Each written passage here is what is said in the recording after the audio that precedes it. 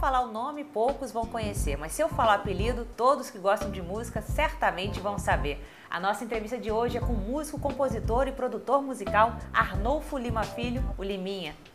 E aí, Liminha, como é que começou o seu envolvimento com a música? Olha, eu escuto música desde que eu estava na barriga da minha mãe. Minha mãe tocava piano muito bem, era professora inclusive. E o meu pai era farmacêutico e tinha muita facilidade com instrumentos de cordas. Ele tocava violino de ouvido, que normalmente quem toca violino lê muito, né? Violão, viola, cavaquinho, bandolim. Então eu já desde pequeno em casa a música rolava direto. E qual foi sua primeira banda? Pois é, minha primeira banda, eu tenho uma irmã que é mais velha, 2 anos mais velha. E eu fui numa festa no colégio, era uma festa de fim de ano, e eu fiquei muito impressionado assim, com a festa, tinha um palquinho, não sei o quê. Aí eu jurei para mim mesmo que eu ia entrar nesse colégio, eu entrei, só por causa dessa festa. E aí fiz um grupo com mais uns 4 ou 5 colegas e a gente escreveu uma música para o colégio. Então eu acho que vem desde os 10 anos assim, que eu comecei a ter contato, tocar violão. Aí um belo dia eu estava, sei lá, soltando pipa e um amigo meu me chamou, falou, corre aqui, não sei o que. Eu corri, fui ver o que era. Era uma garagem assim que mal cabia um Fusca. E tinha 2 guitarristas e um baterista no meio. A partir daquele momento, assim, deu um clique assim, na vida. Eu peguei meu papagaio e dei minha pipa e dei pro meu amigo e falei, é isso que eu quero. Já pegou o baixo? Não, eu peguei o baixo um pouco mais tarde. A história do baixo, essa minha irmã também levou uma vez um sábado à tarde, assim, uma banda para tocar em casa e eu fiquei doido, assim, uma hora que eles pararam de tocar, eu sentei na bateria e comecei a batucar, disse, que legal, o moleque toca, não sei o que, aí eu convenci meu pai a me dar uma bateria, né, e bateria você sabe que é um inferno, né, então fechava a cortina, tudo para abafar o som e não sei o que, eu sei que a bateria durou uma semana em casa. Aí meu pai falava assim, pô, meu filho, bateria é instrumento de índio. Toca outra coisa, toca baixo. Eu falei, pô, baixo, legal.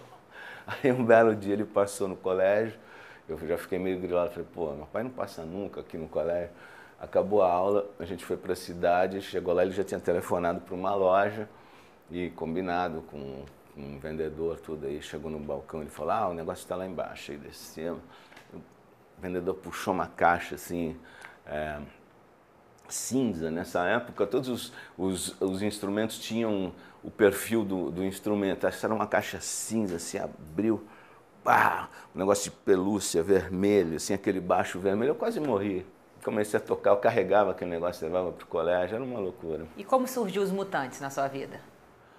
Pois é, os Mutantes, eu conheci o Sérgio Dias antes, né, de entrar nos Mutantes, eu devia ter uns 16 anos, mais ou menos. E esse encontro foi muito produtivo, assim, foi um marco na minha vida, porque apesar do meu pai tocar muito bem, santo de casa não faz milagre. Aí meu pai tinha uma técnica boa, tocava cavaquinho, não sei o quê, mas cavaquinho para mim não era um instrumento, eu queria uma coisa mais, queria uma guitarra, né, uma guitarra Fender, que tivesse um shape assim futurista. Então o Sérgio apareceu com uma guitarra e eu tocava também já numa guitarra brasileira muito ruim. Ele me deu várias dicas e ele falou, meu irmão faz umas guitarras, tudo. Eu já saí de lá abraçado com ele, já fui para casa dele, já vi as guitarras que o irmão dele fazia, também na orelha do meu pai, que era uma guitarra. Meu pai me deu uma guitarra e eu passei a tocar bem assim da noite para o dia, com essas dicas que o Sérgio me deu, não só de tocar, mas regulagem de instrumento, enfim. Aí, eu acho que um pouco depois eu fui tocar com os Baobás, que era uma banda que gravava covers, né? E era bacana, a primeira vez que eu pisei num estúdio, né, de verdade, lá em São Paulo. Aí comecei a encontrar com os Mutantes nos camarins de televisão. Aqui no Rio, a gente vinha fazer chacrinha, em São Paulo, acho que era a TV Record. Enfim, comecei a encontrar com eles. Aí eles me convidaram para tocar num festival da Excelsior, uma música que chamava Mágica. Eu fui tocar viola de 10 cordas. Depois me convidaram também para tocar 2001, num outro festival. Então a gente foi se aproximando. Aí um belo dia eu estava em casa, cheguei em casa e minha mãe falou, passou um cabeludo aí num carro conversível com uma loira e um outro cara, um carro tudo, era um Fairlane, todo pintado. E eu sabia que eram eles. Deixou o telefone e falou para você ligar para eles. Aí eu liguei e eles me convidaram. Agora, como produtor musical, sua primeira aposta foram as Frenéticas, quando a produtora ainda não apostava tanto nelas. O que você viu ali de diferente nelas? As Frenéticas, apesar delas não serem, elas não eram cantoras, né? Elas eram garçonetes do Dancing Days, mas elas tinham um carisma, elas tinham uma coisa especial, assim, uma organização própria, né? E aí o Dancing Days estava super famoso na época, falavam, pô, tem umas meninas que cantam lá no meio da noite, vai ver. Eu fui ver, gostei. Até brinco que eu contratei elas na praia, assim, eu marquei um encontro com a Lidoca no Arpoador, eu acho. Lembro que foi em Ipanema. E aí conversamos, fizemos uma demo, todo mundo gostou, e aí fizemos o primeiro disco, que foi o primeiro disco da Warner, primeiro disco de ouro, né? Sei lá, deve ser aquele ali. E aí, a Warner até tinha outros artistas estabelecidos que não tinham conseguido vender um disco de ouro, ainda estavam começando, enfim. Aí o André Midani falou assim, esse cara não vai mais ser assistente não, vai ser produtor. E aí, sei lá, eu dei uma deslanchada aí. E como produtor, você interfere muito na obra do artista? Não, eu acho que produção é uma negociação, entendeu? Uma troca de ideias, né? É uma eterna negociação, não tem, pô, Gil, não, vou chegar pro Gil, ô Gil, muda essa letra aqui ou faz isso aqui, não, né? Então, não interfiro. Assim, eu acho que é importante também, hoje em dia mudou um pouco esse cenário de gravação, porque todo mundo tem seu próprio estúdio, todo mundo já faz uma pré-produção, às vezes até grava em casa mesmo. Mas nessa época, para você gravar, era uma coisa cara, né? Era difícil, tinha que ter uma gravadora por trás bancando. Então, o artista entrava no estúdio uma vez por ano ou uma vez a cada 2 anos. Não podia abortar nenhuma ideia. O artista queria experimentar uma coisa, eu deixava experimentar, claro, ver aí. Às vezes, já de antemão, sabendo que não ia dar certo, mas eu não podia abortar aquela ideia. Então, deixava fazer, não deu certo, então vamos tentar isso aqui. E a briga com os Titãs foi uma consequência dessa falta de negociação? Não, o que aconteceu foi o seguinte, nessa época eu tocava com o Lulu e acho que, se não me engano, o Fromer e o Belotto foram me procurar no Palace, era Palace naquela época, com uma fita demo. Eles queriam que eu produzisse o disco deles. Eles tinham feito só um disco, estavam no primeiro disco, ainda iam fazer o segundo disco. E eu não dei muita atenção para eles na época, porque eu devia estar produzindo alguma coisa, o Gil, não me lembro exatamente o que era, e acabou de não dar certo na agenda. Eles saíram no jornal, né, metendo pau. Mas, tudo bem, aí gravaram o segundo disco de televisão e aí eles vieram me procurar de novo. E aí deu certo, né? Eu me lembro que eu estava com a minha filha do meio no escritório lá na Warner, em São Paulo, ela era pequenininha. E aí entraram aqueles 8 titãs, sabe, todos de preto e não sei o quê. Pá. E aí, vamos trabalhar, vamos não sei o quê, bababá.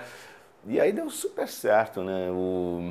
Foi um disco que aconteceu logo em seguida ao Selvagem dos Paralamas. Sei lá, os Paralamas saíram do estúdio e entraram os Titãs. E com os Paralamas eu era amigo dos caras, né? A coisa fluía de uma maneira muito, muito fácil. E aí com os Titãs, no primeiro dia a máquina quebrou, sabe? Isso aqui. Mas aí a gente fez o Cabeça Dinossauro, que é considerado um dos melhores discos assim, né, de todos os tempos. O baixo que você fez para Marina na música Full Gas, que foi tão reverenciado, você acha que ainda teria espaço para ele hoje? Se fosse lançada hoje e a música vigente fosse uma coisa mais ou menos parecida com aquilo, claro que seria. Eu acho que é, vou falar bem de mim mesmo, mas é uma boa linha de baixo. Eu acho que foi curioso porque essa música, quando a Marina mostrou, a gente estava em um estúdiozinho de ensaio aqui no Jardim Botânico, ela me mostrou e nessa época eu andava com uma bateria eletrônica, sempre embaixo do braço. Então eu fui para o ensaio já com a bateria eletrônica e com o meu baixo. Chegou lá, eu programei a música, uma bateria eletrônica toda. E ela tinha um BPM mais ou menos parecido com o Billie Jean, do Michael Jackson. Aí botei uma batida assim, pô, todo mundo, pô, legal, não sei o quê. Aí eu comecei a fazer o baixo do Billie Jean. Tum, tum, tum, tum, tum, tum, tum, tum, tum. Aí o João Augusto, que era o produtor, eu estava só tocando, ele era o produtor. Ele falou assim, porra, Lima, faz alguma coisa mais criativa. Eu falei, tá bom. Aí eu pensei um pouco, não sei o que, fiz aquele passeio no baixo, que a linha de baixo do Full Gas é uma coisa que vem daqui de cima até lá embaixo, né? É uma linha melódica que, segundo a Marina, no acústico dela, ela fala assim que eu ajudei a eternizar a música. É difícil você tocar o Full Gas com outra pegada, né? Com outra pegada. Você me abre seus braços e a gente faz um país. Assim como acho que o Bob Marley tem várias músicas que o baixo tá ali, é uma coisa, é um contracanto, né, com a melodia. Quase uma criação coletiva, né? Das suas composições, qual que você assim, mais se orgulha de ter feito? Acho que Vamos Fugir. Por toda a circunstância, assim, o que aconteceu nessa época. Eu estava mixando o disco do Lulu no Electric Lady em Nova York. E aí eu ia voltar para o Brasil, ficar, sei lá, 2 dias aqui e ia para Jamaica, para Kingston, lá no estúdio, no Tuff Gong, estúdio do Marley. E aí eu tive uma pedra nos rins e eu tive que ficar internado 1 semana lá. Então isso mudou toda a agenda, né? Mas o Gil acabou indo antes. Aí quando eu cheguei lá, imagina, a banda do Bob Marley, né, cara, o Aston Family Man tocando, o Carlton Barrett, o irmão dele tocando, fiquei doido. E o Gil já tinha gravado umas músicas. E quando eu cheguei, eu falei, Gil, fiz uma música para você. Ele falou, pô, legal, não sei o quê. Aí a gente tava no ensaio e falou, Limoso, e aquela música que você falou que fez? Aí eu mostrei, falei, quer ouvir? Tá. Aí eu comecei a tocar e a música eu tinha feito um esqueleto de letra em inglês, que era Give Me Your Love. Aí o Jimmy Cliff tava lá. Aí todo mundo começou a cantar a música, cara. Nossa, assim, sabe? Porra, é isso, não sei o quê, papapá. E a letra não estava pronta. O Gil colocou uns pedaços de melodia também, aquela parte onde quer que você vá, que você me carregue. Me diga, me diga, me diga, me diga, me diga, me diga que irá já. Essa, para mim, sei lá, é a melhor música. Você tocou recentemente numa banda cover do Beatles. Você sente falta, assim, de estar no palco, dessa adrenalina ali? Olha, desde 2000, mais ou menos, que eu comecei a tocar mais, assim, nunca parei de tocar, mas tocar ao vivo. Começou com uma banda, com o João Baroni, e que a gente teve alguns baixistas, mas a formação oficial é João Baroni, eu e o Der, que era do Barão, que era uma banda que a gente botou o nome de The Silvas. O João que roubou ele, eu falei assim, eu achei que era The Silvers, quando ele sugeriu, ele falou, The Silvers, legal, né, os prateados. Aí, não é Silva, porque ele tem Silva no sobrenome. E aí, desde então, eu venho tocando, assim, com essa banda a gente tocou no Rock in Rio, na Tenda Brasil, tocamos no antigo Metropolitan, tocamos no Credit Hall em São Paulo. Eu sei que a gente tocou em vários eventos grandes sem ter nem disco gravado. E aí eu comecei a tocar de novo com Silvas e não sei o quê, babá. Agora, conclusão, eu tenho essa banda, tem uma banda que chama Todos Envolvidos, que é com o Dado Villa-Lobos, Barone, Cassim, Tony Platão. A gente fez uma outra banda agora pro Rock in Rio Songbook, que são 15 artistas.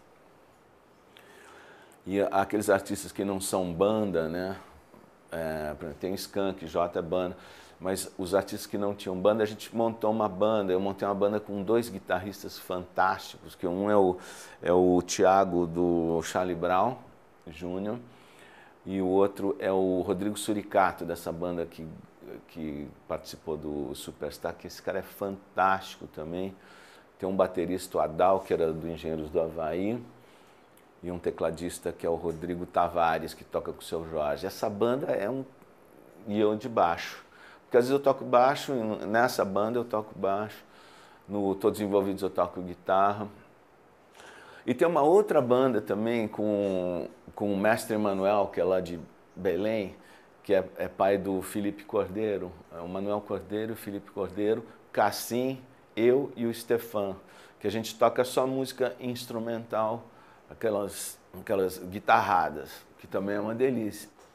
Então, volte e meia. E os Beatles, né, que também foi um super show que a Monique Gardenberg teve ideia de fazer. Mas não é um Beatles, quando fala Beatles cover, a gente, na verdade, não faz cover de Beatles, sabe? É uma releitura, né? É uma releitura, uma desconstrução, é uma fusão de músicas. A gente botou até Led Zeppelin, Who, né, coisa, sabe? É uma coisa que está ligada ao rock inglês. Então tem essa coisa, assim, volta e meia eu estou no palco. É bom, para mim, dá uma noção, me ajuda na produção de disco, sabe? Porque aí você entende, assim, por que às vezes o artista quer determinadas coisas. Liminha, muito obrigada pela sua entrevista, foi um prazer estar aqui com você. Obrigado, o prazer foi todo meu.